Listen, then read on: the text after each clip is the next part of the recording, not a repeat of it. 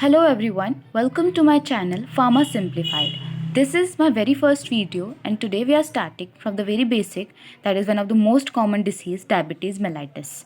But before we talk about diabetes, we will understand the hero of our topic, that is pancreas. हम आज pancreas के बारे में, उसके structure के बारे में, उसके function के बारे में और किस तरीके से वो हमारे body में blood sugar level को maintain करता है वो पढ़ने वाले हैं.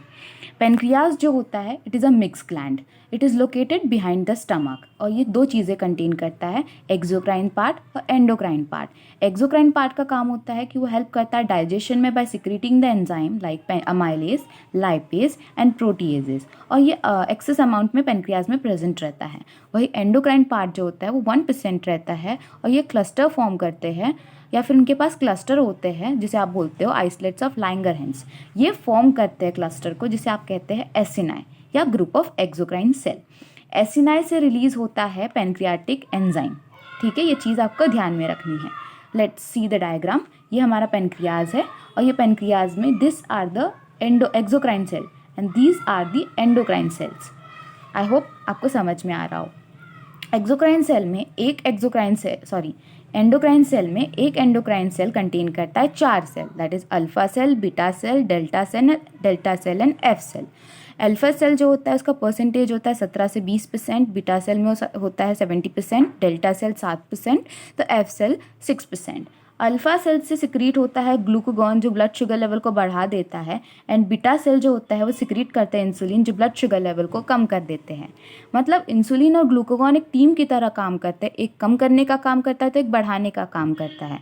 ठीक है, मतलब ये हमारी बॉडी को बैलेंस रखते हैं. तीसरा हमारा जो सेल है वो है डेल्टा सेल जो सिक्रीट करता है सोमेटोस्टैटिन जो एक इनहिबिटरी हार्मोन है जो इनहिबिट करता है ग्लूकागॉन को और इंसुलिन को.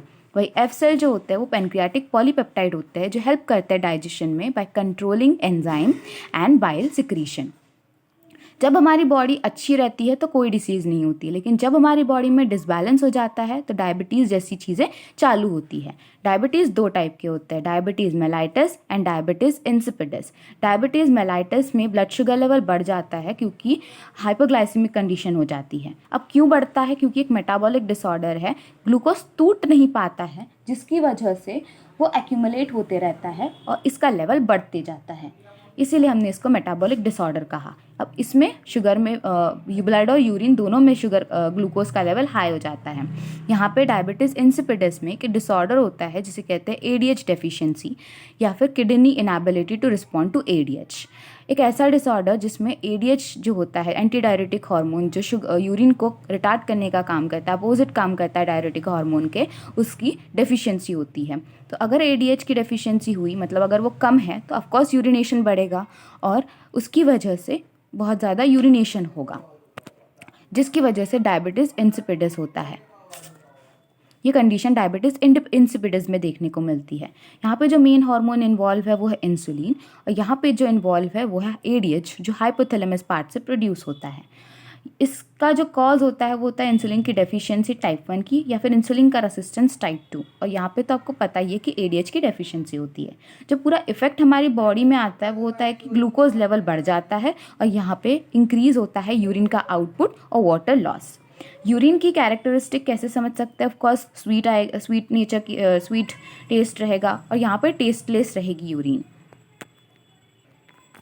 इसमें डायग्नोसिस में हम ब्लड ग्लूकोज टेस्ट करते हैं और यहाँ पे हम वाटर डिप्रिवेशन टेस्ट करते हैं, फिर एडीएच लेवल मेजरमेंट टेस्ट किया जाता है.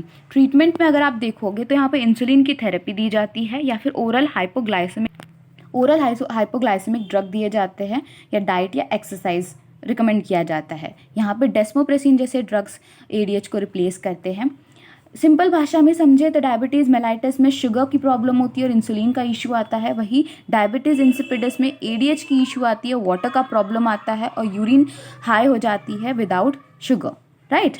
अगर आपको समझना है कि इसमें सिम्टम्स कैसे देखने को मिलते हैं कि पहचाने कैसे डायबिटीज़ कैसे होता है, तो उसके कुछ हॉलमार्क्स होते हैं डायबिटीज़ मेलाइटिस के. मैंने पहले डिस्कस किया था कि ग्लूकोज टूट नहीं रहा है जिसकी वजह से वो एक्यूमुलेट हो रहा है और इंक्रीज़ हो रहा है उसका लेवल. तो यहाँ पे ग्लूकोज टूट नहीं पा रहा है तो एटीपी जनरेट नहीं होगी जिसकी वजह से आप बहुत ज़्यादा खाने लगोगे, मीन्स हंगर होगा. So that phase is called as polyphagia. दूसरा होगा पानी का कंजम्पशन ज़्यादा करने लगोगे, that is polydipsia. And urine का आउटपुट बढ़ जाएगा, जिसे आप कहते हैं पॉलीयूरिया। वीडियो बड़ा ना हो जाए इसीलिए मैं यहीं रुकती हूँ. We will cover those treatments and drugs in the next topic.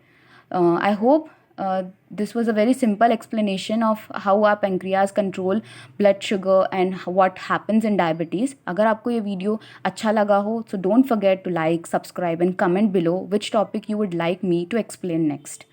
See you in the next video. Till then, keep learning and stay healthy. Thank you.